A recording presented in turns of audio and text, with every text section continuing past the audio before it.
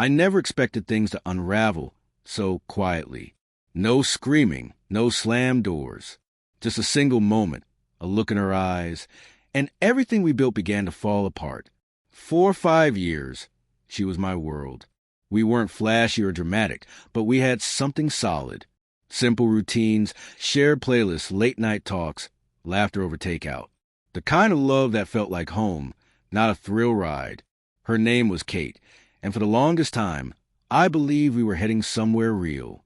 We had dreams of a small wedding, a fixer-upper, a rescue dog we planned to name Milo. But somewhere along the way, she started pulling away. It was subtle at first, more work events, more time on her phone, less time with me. Conversations became shallow. The warmth started to fade. And even when she smiled, it didn't quite reach her eyes anymore. Then one night, I asked her the question I had been dreading. Just be honest. Is there someone else? She paused for too long before answering. I don't know what I feel anymore, she said. I just know I need space. And that was it. I didn't ask for explanations.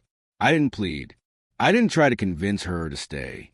I stood up, took my jacket, and walked out with nothing but what I brought into her life. No goodbye. No drama.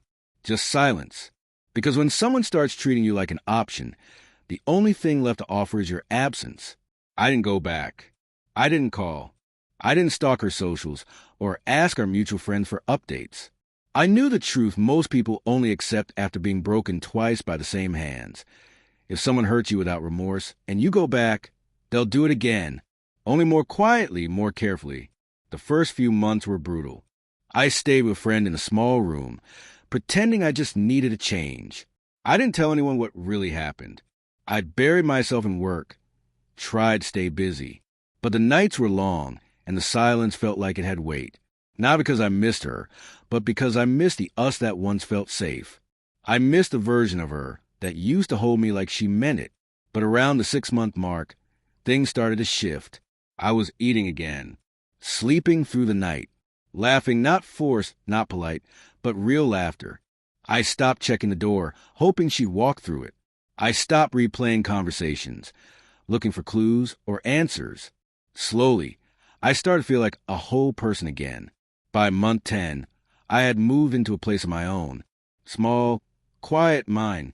I'd built bookshelves with my own hands, painted the walls a warm, calming shade, and adopted a dog. Not Milo, but close enough.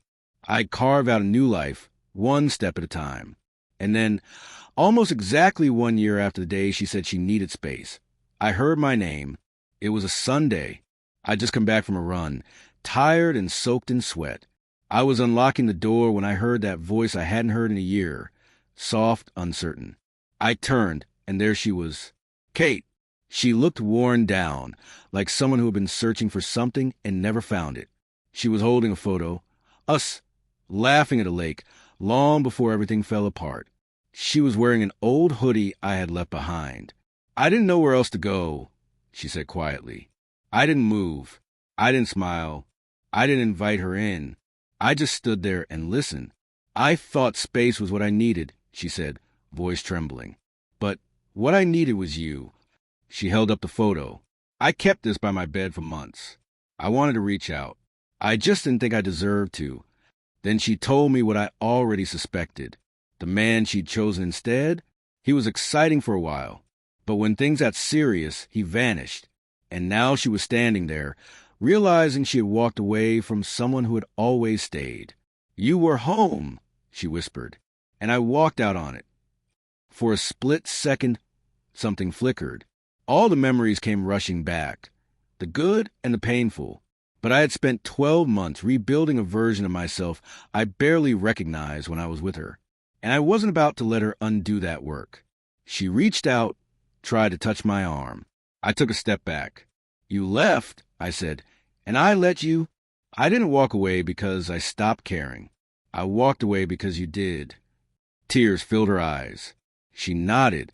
I know I ruined it. I just needed to tell you. I'm sorry. I still hoped, deep down, that maybe you'd come back.